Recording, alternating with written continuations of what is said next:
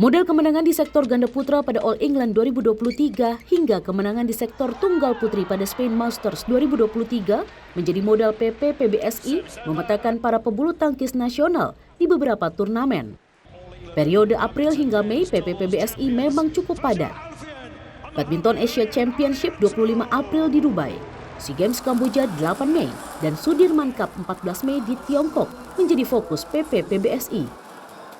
Padatnya turnamen membuat Kabid Binpres PP PBSI Rioni Mainaki meminta seluruh atlet menjaga stamina dan fisik.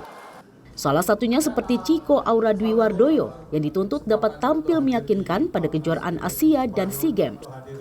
Ya, kalau ke PBSI ya kalau saya harapkan mengharapkan dua untuk mereka sehat dan setiap kejuaraan kita harus targetkan dengan juara yang selalu saya sampaikan itu karena itu udah seperti dibilang kayak tanggung jawab kita ya, pemain itu jangan lupa karena cuma bukan asal bertanding ini untuk masuk Olimpik sebanyak mungkin kamu meraih poin dan pengalaman, dan saat kamu kalah atau apapun itu ya harus cepat dievaluasi. Ya kalau buat persiapannya sih udah oke ya. Ya lihat dari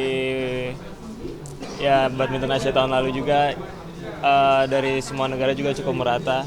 Ya tinggal disiapin mental, fisik dan tekniknya aja sih buat ke depan.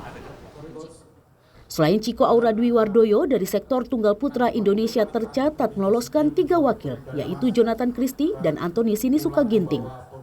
4 nama sektor tunggal putri diantaranya Gregoria Mariska dan Komang Ayu Cahya Dewi. Di seluruh sektor ganda, Indonesia tercatat secara keseluruhan meloloskan 4 wakil. Sedangkan 20 nama pebulu tangkis nasional juga telah didaftarkan PBSI untuk tampil pada SEA Games 2023 Kamboja. Rini Taniken, Junaidi Saputra, Kompas TV, Jakarta.